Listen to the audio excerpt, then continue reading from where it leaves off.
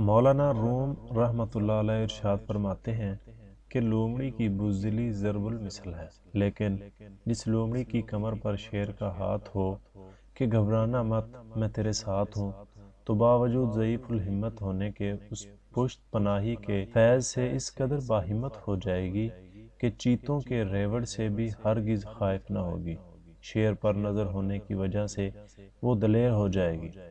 یہی حال اللہ تعالیٰ کے خاص بندوں کا ہوتا ہے کہ باوجود خستہ حال، شکستہ تن اور فاقہ زدہ چہروں کے باطل کی اکثریت سے خوف زدہ نہیں ہوتے۔ حضرت جعفر طیار رضی اللہ عنہ ایک قلعہ کو فتح کرنے کے لیے تنہا اس قوت سے حملہ آور ہوئے کہ معلوم ہوتا تھا کہ گویا وہ قلعہ ان کے گھوڑے کے پاؤں کے سامنے ایک ذرہ کے برابر ہے۔ قلعے والوں نے خوف سے قلعے کا دروازہ بند کر دیا، کسی کو بھی سامنے آنے کی کوئی ہمت نہ ہوئی۔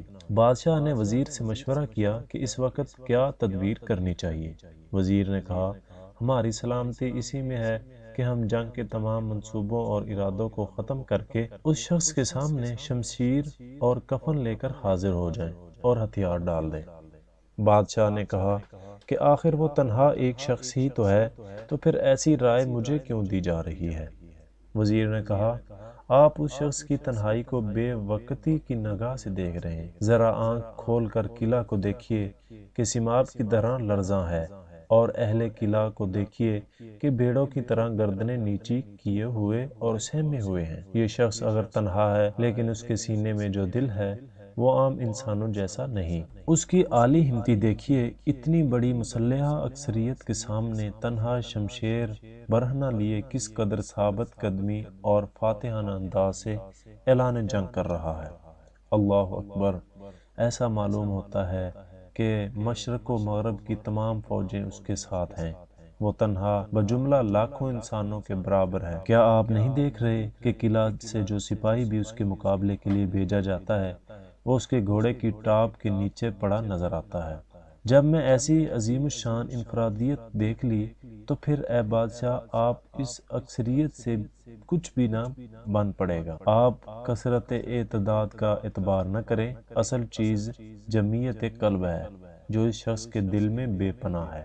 یہ نعمت مجاہدات کے بعد تعلق باللہ کی برکت سے ہوتی ہے۔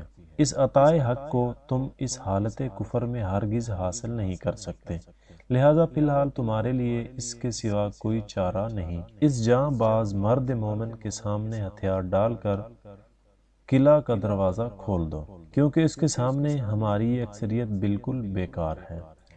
چوہوں کی اتنی بڑی جماعت کا ایک بلی کے سامنے حواس باختہ اور ہوش رفتہ ہو جانا اس امر کی دلیل ہے کہ بلی کی جان میں جرأت قلبی کا پایا جانا ہی سبب ہے کہ چوہوں کی تعداد اگر 1,00,000 بھی ہو تب بھی ایک لاغرور نحیف بلی کو بھی دیکھ کر سب مفرور ہو جاتے ہیں۔